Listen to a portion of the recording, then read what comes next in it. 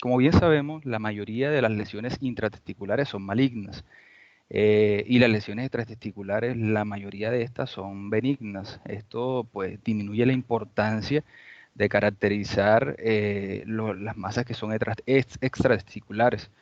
Este artículo precisamente sugiere un enfoque anatómico para mejorar la caracterización de lo que son las masas que están ubicadas en el espacio extratesticular para, digamos, de este modo llevar un intento de refinar los diagnósticos diferenciales en cuanto a estas alteraciones se refiere.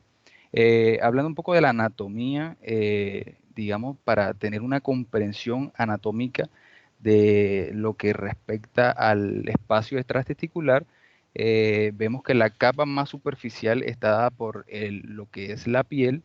Internamente vamos a encontrar tres fascias, los cuales encontramos la fascia superficial, la fascia externa espermática y la fascia interna espermática. Estas tres fascias lo que van a hacer es envolver la túnica vaginal que a su vez va a envolver el cordón espermático.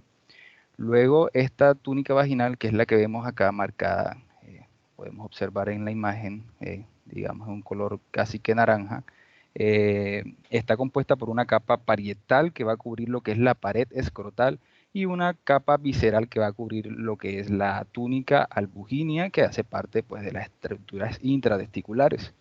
Esta unida a la capa de la túnica vaginal van a formar, digamos, un espacio entre estas dos estructuras. La túnica vaginal va a cubrir todo lo que es el testículo, excepto la parte posterior, como lo podemos observar acá, los cuales van a estar fijados a la parte posterior por unos ligamentos, lo cual va a evitar lo que es la torsión testicular. La túnica albúgina o albuginea es una capa fibrosa densa de testículo, el cual se invagina, como lo podemos observar aquí dentro del testículo, para formar lo que es el mediastino testicular. Van a existir algunos, digamos, tabiques fibrosos donde los cuales van a contener lo que son los túbulos seminíferos, donde se van a reproducir lo que son los espermatozoides. Estos van a viajar por medio de los túbulos rectos hasta los conductos deferentes a través del epididimo. El epididimo es esta estructura que observamos sobre el testículo. Digamos que la parte superior está dada por la cabeza y la parte, digamos, lo que es cuerpo y cola respecta a la parte posterolateral del testículo. Esta, pues, digamos, va a dar origen a lo que es el conducto deferente, que es la estructura que estamos observando acá. Este va a ascender por el cordón espermático, digamos, y se va a situar, digamos, va a conectar hacia la vesícula seminal para formar lo que es el conducto eyaculador y este se va a conectar a su vez a la uretra. El cordón espermático pues, va a suspender lo que es el testículo y el epididimo y va a estar compuesto por los conductos deferentes. También va a tener tres estructuras o tres arterias dentro de las cuales podemos encontrar la arteria testicular, la arteria deferente y la cremastérica. También, pues en cuanto a su drenaje venoso, este va a estar dado por los plexus pampiniforme y lo que es la inervación va a estar dada por la rama genital de los nervios genitofacial y cremastérico. Eso con respecto a la anatomía. En cuanto a las modalidades de imágenes de primera línea para la evaluación de la enfermedad escrotal, encontramos la ecografía. Y la resonancia magnética se puede dejar o puede ser apropiada como un examen complementario en los casos, digamos, que se tenga duda. Por lo general se utilizan transductores de alta frecuencia, sin embargo, se pueden utilizar transductores de baja frecuencia cuando hay un proceso escrotal que es bastante extenso. Dentro de los procesos dentro de los procesos patológicos, digamos, la extensión puede llegar hasta el canal, o puede involucrar lo que es el canal inguinal, el peritoneo. eh, Así que, digamos, hay que tener en cuenta todo lo que respecta al tejido extratesticular, lo que está, o las estructuras que están paratesticularmente, para poder clasificar este tipo de lesiones. En cuanto al Doppler digamos, el análisis Doppler va a ser una parte importante del examen. En esta imagen podemos observar una imagen ecográfica de, digamos, de un escroto normal que va a mostrar un corte longitudinal en el cual podemos observar, digamos, la cabeza del epidimo que nos señala acá con la flecha blanca, el cual va a estar un poco más ecogénica que el resto del epididimo. Acá observamos el cuerpo y la cola que va a estar un poco más hipoecogénica con respecto a la cabeza. También podemos observar que nos señala acá la punta de flecha lo que es los conductos deferentes y acá pues los vasos que nutren todas digamos, las estructuras extratesticulares. Hablando un poco sobre las lesiones que pueden afectar el espacio extratesticular, encontramos en primer lugar, digamos, las lesiones que hacen parte de la pared escrotal.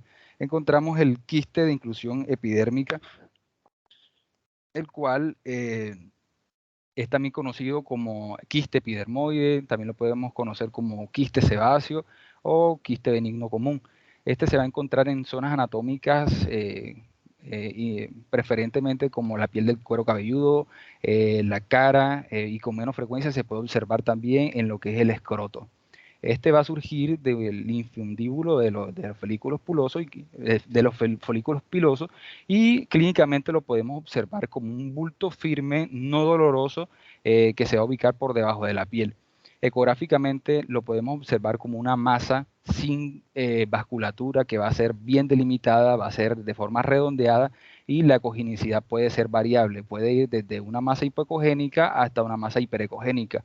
Lo característico de esta lesión es que va a producir o va a tener refuerzo acústico posterior. Algunas veces podemos encontrar otros hallazgos como lo son digamos, una apertura que conecta la piel con, digamos, con la lesión y esto que es casi que patognomónico de este tipo de lesiones. Vemos en esta imagen o la imagen proyectada en sus pantallas un quiste de inclusión epidérmica del escroto de un paciente que presentaba un bulto duro en la zona, digamos, del escroto. Vemos una imagen de ecografía en escala de grises que nos va a mostrar una imagen que es de características hipoecogénicas que produce refuerzo acústico posterior y está ubicado dentro de los dos testículos o en medio de los dos testículos. Aquí vemos un testículo de este lado y otro testículo de este lado y vemos la lesión que está en medio de ellos. Alteración, pues son los quistes de rafe mediano. Recordemos que el rafe mediano es una estructura conformada por tejido de conectivo fibrovascular que está ubicado a lo largo de la línea media de los genitales masculinos y se va a extender desde el ano hasta, digamos, la parte dorsal del pene. Hablando del quiste del rafe mediano, es una lesión congénita rara que se puede dar en la estructura antes mencionada. Este suele ser asintomático, pero puede infectarse y producir síntomas como lo son inflamación, dolor y sensibilidad en la zona afectada.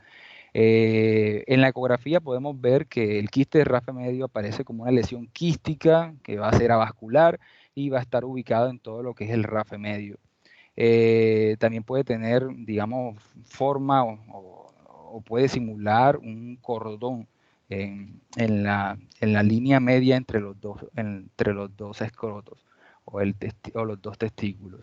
Puede contener lo que son ecos internos y esto puede estar asociado a lo que son, digamos, procesos infecciosos.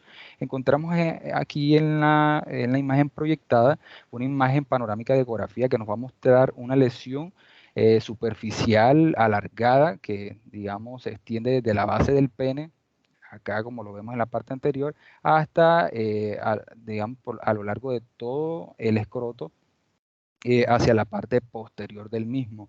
Vemos que dentro de la imagen vamos a encontrar ecos internos que pues están asociados a lo que es los desechos e infecciones. Aquí podemos observar, eh, bueno, también le traía dos videitos donde podemos observar lo que es un corte longitudinal del RAFE medio y un corte transversal, donde podemos observar lo que son desechos internos en su interior. Ahí podemos observar el corte longitudinal, vemos los desechos internos y observamos un corte transversal. Si seguimos de anterior a posterior, vemos la lesión con los desechos internos. Otra alteración es el pseudotumor fibroso y este afecta con respecto a lo que es la túnica vaginal. Se trata de una proliferación fibrosa reactiva benigna, el cual va a ser secundario a varias entidades, como lo podemos encontrar las infecciones, los traumatismos, las intervenciones o la cirugía. También se ve asociada a enfermedades autoinmunes, como son las enfermedades que respetan al trastorno de la inmunoglobulina G4. En ecografía se puede presentar con una masa hipocogénica que va a presentar sombra acústica posterior, o también se puede presentar como un engrosamiento de la túnica vaginal. Digamos que en aproximadamente del 50% de los pacientes que presentan este tipo de alteración va a presentar un hidrocele asociado. En cuanto a las imágenes de resonancia magnética, podemos ver que se va a observar una intensidad de señal baja en las imágenes ponderadas en lo que son las secuencias T1 y T2. Esto pues secundario al contenido fibroso del tumor. Vemos, digamos, unas imágenes de ecografía en corte sagital que nos va a mostrar una masa extratesticular que va a ser marcadamente hipoecogénica y que va a tener sombrado acústico posterior.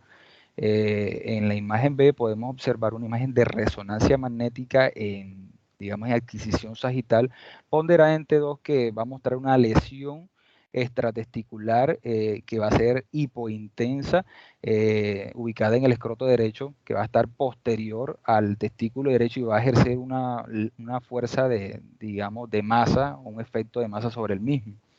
Y en esta imagen vamos a ver una imagen sagital de ecografía que nos va a mostrar o pertenecía a un paciente que tenía una previa infección, y lo que vamos a ver es que la túnica vaginal va a estar engrosada.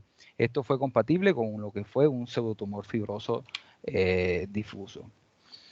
Otra alteración que puede afectar la túnica vaginal es el mesotelioma escrotal, el cual es un tumor muy raro. Esta suele ser una lesión de naturaleza maligna y bastante agresiva, y va a infiltrar lo que son los tejidos blandos que son adyacentes al mismo. Incluso se pueden observar metástasis hacia los ganglios retroperitoneales. Los pacientes con esta alteración van a presentar clínicamente lo que es una inflamación escrotal que va a ser indolora. Al igual como el mesotelioma, en otros sitios anatómicos, digamos que la exposición del asbesto se ha visto relacionado con el desarrollo de esta enfermedad. Ecográficamente vamos a observar o podemos observar un hidrocele bastante marcado con presencias de frondosidades o protrusiones de tejido blando en la túnica vaginal. Pueden observar uno o múltiples nódulos también que protruyen de la túnica vaginal. Vemos en este caso una imagen de ecografía en corte transversal de un paciente un paciente de 61 años que presentaba agrandamiento escrotal, y pues se observó un hidrocele bastante marcado con un nódulo de tejido blando, como lo podemos observar aquí en la imagen, que protruye desde la túnica vaginal. Otro tumor que afecta,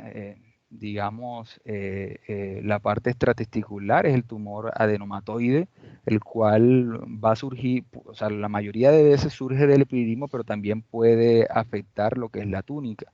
Es importante distinguir este tumor de un tumor, o sea, de un tumor como extratesticular, ya que los tumores extratesticulares son de naturaleza benigna, o la mayoría de estos son de naturaleza benigna, a diferencia de los tumores intratesticulares, que en su mayoría de veces son de naturaleza maligna. Ecográficamente, ¿qué podemos observar? Vamos a ver una imagen sólida, homogénea, bien delimitada, hipoecogénica, y en la resonancia magnética, pues, o la resonancia magnética en este caso nos podría ayudar a diferenciar si son tumores extra o intratesticulares. En este caso vemos un tumor adenomatoide en la túnica vaginal de un paciente con masa escrotal palpable que nos muestra una imagen de ecografía en corte sagital donde vamos a ver una masa hipoecogénica homogénea bien delimitada, como nos señala acá los cursores.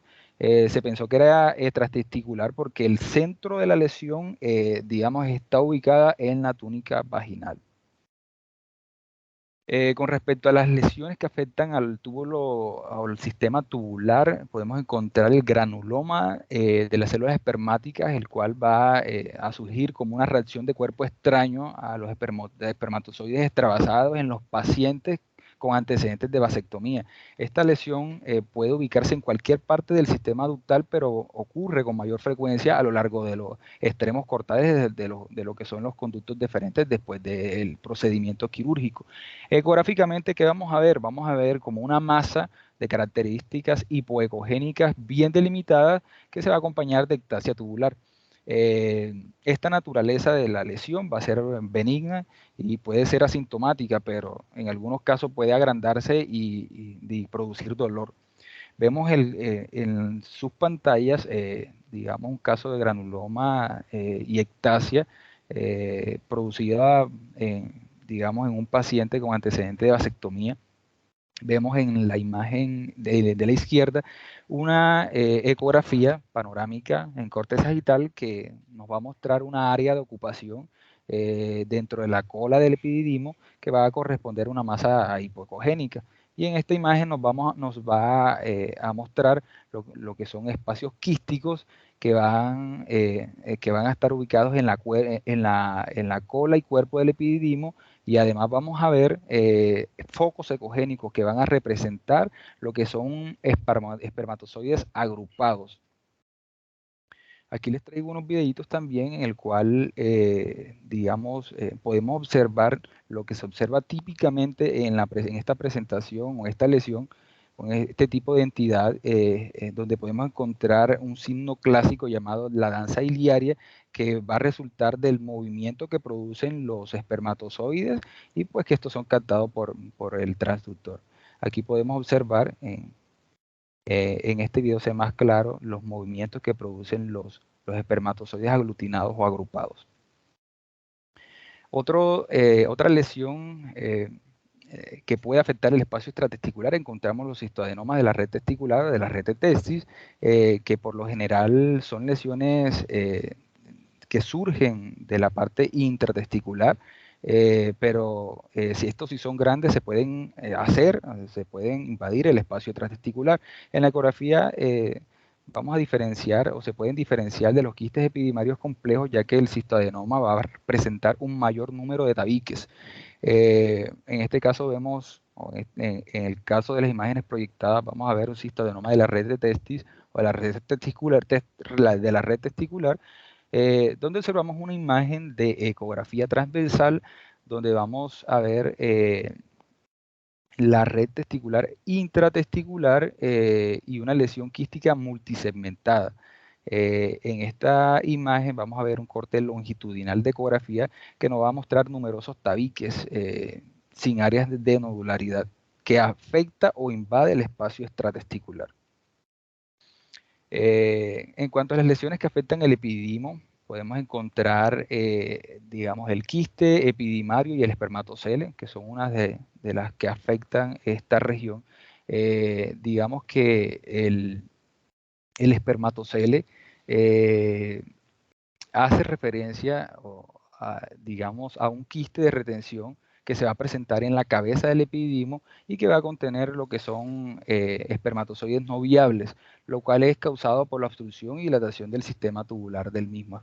Ecográficamente vamos a ver el espermatocele como una masa quística simple que va a presentar ecos internos debido al movimiento de los espermatozoides no viables. Incluso cuando utilizamos digamos, el Doppler o la herramienta Doppler, podemos observar el signo de nieve que cae. Así se le llama, digamos, a los movimientos de los espermatozoides ubicados en esta lesión. El quiste epididimo se observa en aproximadamente 20 a 40% de los pacientes de origen, de sexo masculino, y va a ser de origen linfático. Este va a estar revestido por un epitelio y va a contener lo que es líquido seroso. En la ecografía vamos a ver que las paredes van a ser delgadas y avasculares. Aquí en las imágenes les traje unas imágenes que nos van a ayudar a diferenciar un poco o a caracterizar un poco lo que respecta a los quistes epidimarios y a los espermatoceles. En la primera imagen observamos una imagen saital de ecografía que nos va a mostrar una masa anecogénica con realce acústico posterior, como lo podemos observar aquí, y una pared que va a ser imperceptible. Esto pues compatible con un quiste epididimario. En la segunda imagen vamos a observar una ecografía en escala de Griso de otro paciente que va a mostrar una lesión quística que va a tener ecos internos en su interior y que, pues como lo dije anteriormente, va a representar pues los espermatozoides no viables dentro de la lesión. Y pues el mismo paciente al análisis Doppler pues vemos una señal acústica que data de digamos, del signo de la nieve que cae, que es producido por el movimiento de los mismos.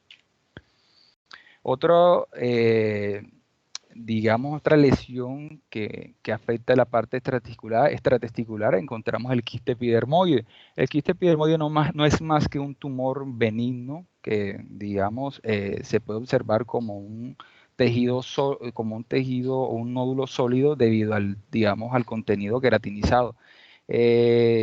La mayoría de estas lesiones son intratesticulares, pero también lo podemos observar en el espacio trastesticular, como es el epididimo. Vemos que el caso de un paciente que presentaba un quiste epidermoide secundario pues, a una masa escrotal palpable.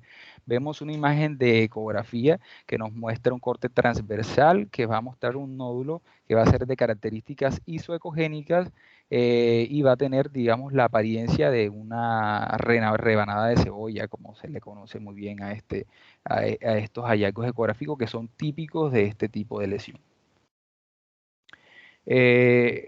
Encontramos también otra alteración que afecta la parte transtesticular y es el tumor adenoide, que es un tumor sólido del epididimo y es bastante frecuente, es de naturaleza benigna y por lo general se halla o se encuentra en los exámenes físicos de rutina de forma incidental. Ecográficamente, ¿cómo lo vamos a observar? Lo vamos a observar como un nodo sólido, digamos que va a ser isoecogénico con respecto digamos, a la ecogenicidad del testículo. Esta va a variar de tamaño. Podemos encontrar de 0,5 hasta 5 centímetros. Algunas otras variaciones de este tumor lo podemos encontrar hipoecogénico y otros ligeramente hiperecogénicos. En este caso, pues aquí traje dos imágenes o algunas imágenes que nos van a ayudar a diferenciar los tipos de tumores adenomatoides que podemos encontrar en los hallazgos ecográficos que podemos realizar a los pacientes con este tipo de patología. Encontramos en primer lugar una imagen sagital de ecografía que nos va a mostrar el cuerpo y la cola del epididimo izquierdo, que nos va a mostrar una imagen que es ovalada, va a ser isoecogénica y levemente hiperecogénica con respecto al resto del cuerpo del epididimo.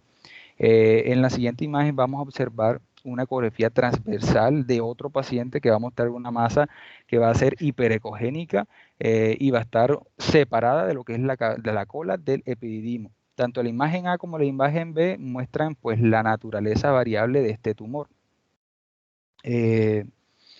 Acá en la imagen inferior o en las imágenes inferiores podemos observar una ecografía transversal de testículo izquierdo que nos va a mostrar una lesión bien delimitada, teniendo en cuenta que este es el testículo y esta es la lesión.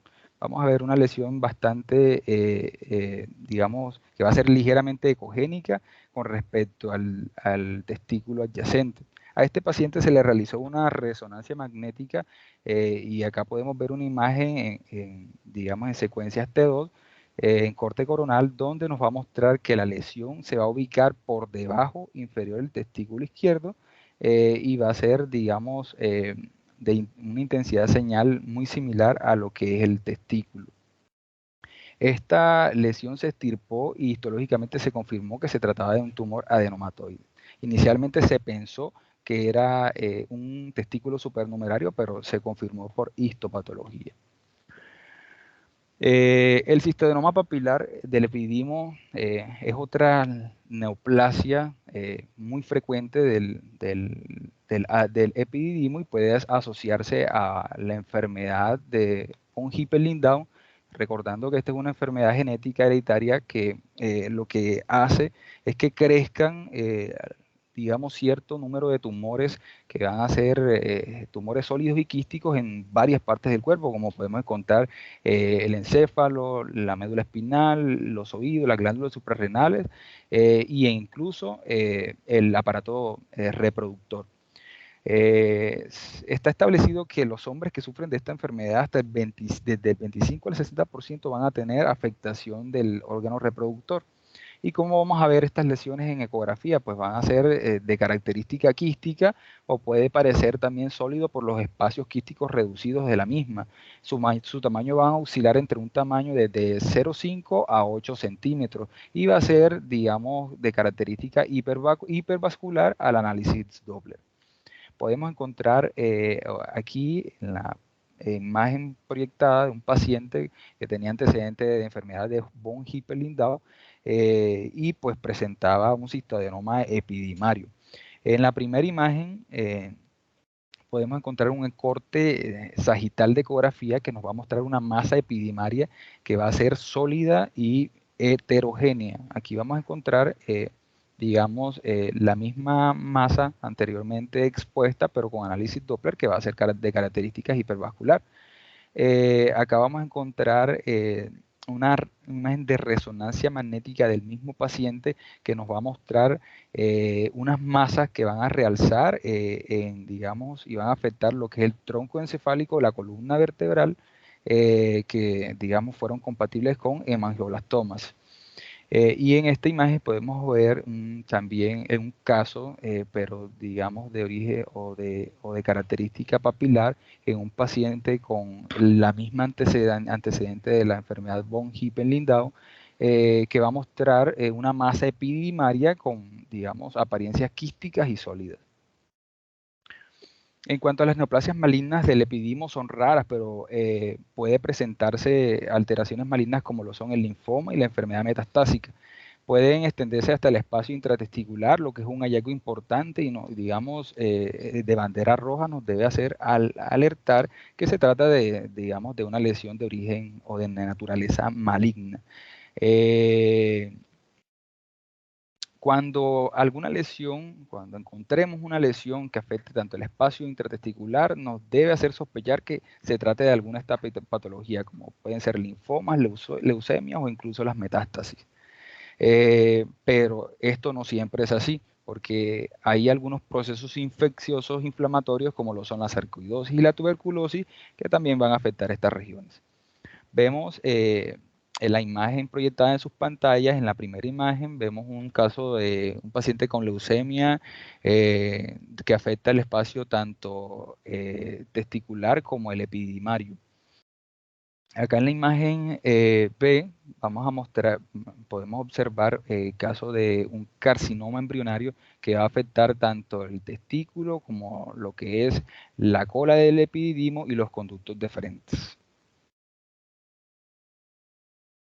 La poliorquidia es la presencia de más de dos testículos que puede ocurrir o se debe a una alteración del desarrollo embriológico de la cresta genital. Los testículos supernumerarios por lo general son intraescrotales, pero también pueden ser inguinales o retroperitoneales. Esto puede ser un hallazgo incidental en los varones jóvenes. Aquí en las imágenes proyectadas podemos observar una imagen de ecografía sagital con un gran campo de visión que nos va a mostrar tres estructuras que, digamos, aquí podemos observar el testículo derecho, el testículo izquierdo y aquí vemos otra imagen con la misma la misma ecogenicidad de los testículos, y se trataba pues de un testículo adicional. Acá también vemos una imagen de ecografía que muestra una trioquidia o la presencia de 3 testículos en el saco escrotal. Los apéndices epidimales y testiculares se van a identificar de forma incidental, y estos pueden ser asintomáticos, pero cuando se tuercen pueden producir sensibilidad y pueden incluso simular lo que es una torsión del cordón espermático. Al examen físico, lo que vamos a observar en un paciente que tenga torsión de estos apéndices es un punto azul en el escroto, y en la ecografía vamos a ver que estos apéndices van a tornarse esféricos, isocogénicos e hiperintensos con respecto a la ecogenicidad del testículo. Cuando están torcidos van a verse congestionados y con hiperemia. Además, podemos observar el líquido circundante por la reacción inflamatoria que produce digamos, la misma torsión. En este caso vamos a observar imágenes de ecografía longitudinal que va a mostrar una estructura esférica isocogénica que va a corresponder a lo que es un apéndice testicular. Y en la otra imagen vamos a ver otro paciente que presentaba dolor en escroto, muestra agrandamiento, digamos, y aumento de la cogenicidad del apéndice. Tenía también líquido circundante por la torsión, que producía inflamación y aparición del testículo en las estructuras adyacentes. El hipogranuloma esclerosante es otra alteración granulomatosa benigna que puede presentarse en aquellos pacientes con inyección de cuerpos extraños, o digamos aquellos que son sometidos a procedimientos quirúrgicos, y pues también digamos secundario a la inyección de cuerpos extraños como lo son aceite mineral, silicona, parafilina y vitamina E. Estos pacientes van a presentar clínicamente como una masa escrotal que va a ser indolora y va a crecer progresivamente y digamos, va a crecer muy rápidamente. En la ecografía, digamos, nos va a mostrar una masa extrareticular hipoecogénica, y en la resonancia magnética vamos a mostrar, vamos a poder ver una masa que se ubica en la región paratesticular, que va a tener una intensidad de señal digamos, heterogénea en las imágenes T1 y T2, con un realce que va a ser heterogéneo. Aquí vemos el caso de un lipogranuloma esclerosante de un paciente con un escroto tras un procedimiento quirúrgico de cirugía plástica, que nos vamos a mostrar una ecografía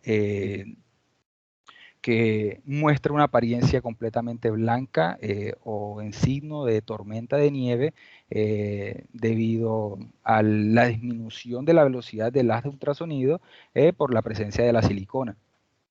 Digamos algo que ocurre similar en las prótesis mamarias. Aquí observamos también un caso de resonancia magnética con, digamos, secuencia selectiva para silicona, que va a mostrar una lesión hiperintensa, heterogénea, de aspecto quístico, que, digamos, va a ser secundaria a las inyecciones de siliconas que le produjo un lipogranuloma esclerosante al paciente. En cuanto a las alteraciones del cordón espermático, encontramos los lipomas del cordón espermático, que los cuales son la neoplasia extratesticular más frecuente, va a ser, digamos, indolora, y a menudo se va a diagnosticar como un bulto palpable en el escroto. En la ecografía vamos a observar que estas lesiones son homogéneas y bien definidas y van a ser hipoecogénicas. Sin embargo, el diagnóstico de este no es tan fácil, ya que lo pueden malinterpretar como una hernia inguinal, las hernias inguinales que contienen, digamos, contenido de tejido graso, valga la redundancia. Digamos, una de las características que nos pueden ayudar a diferenciarlo de lo que es una hernia inguinal, es que el lipoma no debe extenderse hacia el canal inguinal. La hernia inguinal indirecta es más probable de confundirla con este lipoma, ya que va a haber extensión de las estructuras intraabdominales a través del anillo inguinal. Aquí les traigo pues ejemplos del lipoma del cordón umbilical versus hernia que nos va a poder ayudar y direccionar, o cuando estemos frente a un paciente con alguna de estas presentaciones nos van a ayudar a diferenciar un poco sobre estas dos patologías. Encontramos en primer lugar una imagen hiperecogénica del cordón espermático, el cual no se va a extender hacia el canal inguinal y tampoco mostró movimiento a la maniobra de Valsalva, algo que sí ocurre en las hernias inguinales. Aquí observamos una imagen de tomografía que nos va a mostrar una lesión de tejido graso o de densidad grasa en el canal inguinal, que fue compatible con el lipoma de cordón espermático. Y acá podemos observar una imagen de ecografía longitudinal en región inguinal de un paciente que muestra, digamos, contenido de tejido graso y posibles haces de intestino, el cual, digamos, ingresan al saco escrotal derecho. Compatible con una hernia inguinal. Por último, hablamos del liposarcoma, que esta es la contraparte del lipoma y se puede observar en pacientes entre la quinta y séptima década de la edad. Esta es de crecimiento lento y pues en cuanto a su tamaño va a variar de 3 a 30 centímetros. En la ecografía, el liposarcoma va a tener un aspecto variable y por lo general va a ser de características heterogéneas e hipoecogénicas. En la tomografía y la resonancia magnética va a mostrar una densidad grasa o una intensidad de señal de componente de tejido blando. Existen dos tipos de liposarcoma. Podemos encontrar el liposarcoma diferenciado y el liposarcoma pobremente diferenciado. El diferenciado va a contener principalmente grasa que puede simular un lipoma, y el pobremente diferenciado va a contener más, o en su mayoría, lo que es digamos, tejido blando. Debemos tener en cuenta que la resonancia magnética es una herramienta fundamental que nos va a ayudar a poder diferenciar lo que es una hernia de un lipoma o de un liposarcoma. Encontramos en la primera imagen una resonancia magnética en adquisición coronal ponderada en T2 que nos va a mostrar, digamos, un tejido graso que se extiende a través del canal inguinal, lo cual fue compatible con una hernia inguinal. En la segunda imagen vamos a ver una imagen de ecografía de otro paciente que nos va a mostrar una lesión del cordón espermático que va a ser de características heterogéneas y hipoecogénicas, que va a contener flujo en su interior, y esta no va a tener extensión hacia el canal inguinal. En la última imagen observamos una imagen coronal de resonancia magnética, digamos en secuencias T2, que nos va a mostrar una lesión compleja que va a ser multisegmentada del cordón espermático, digamos, y no va a haber extensión hacia el canal inguinal. Esta fue compatible con un caso de liposarcoma. Bueno, de manera concluyente, las masas escrotales vemos que son lesiones frecuentes que pueden plantear un dilema en cuanto se refiere a los diagnósticos. Este artículo precisamente habla de la importancia de entender, digamos, un enfoque más allá del espacio intratesticular hacia los tejidos extratesticulares para detectar otro tipo de enfermedades, como bien lo pudimos ver. Muchas de estas entidades tienen apariencias ecográficas que van a ser patognomónicas de algunas alteraciones o lesiones, y que van a requerir un manejo conservador. Por eso es importante que se haga un debido diagnóstico de la patología. Y por último, aunque estas lesiones son más comúnmente benignas debido a la prevalencia alta de los quistes benignos, también pueden ocurrir lesiones de naturaleza maligna, particularmente en lo que respecta a las lesiones sólidas del cordón espermático. Muchísimas gracias. Aquí les dejo el DOI para aquellos que quieran ampliar un poco más en el tema. Muchísimas gracias.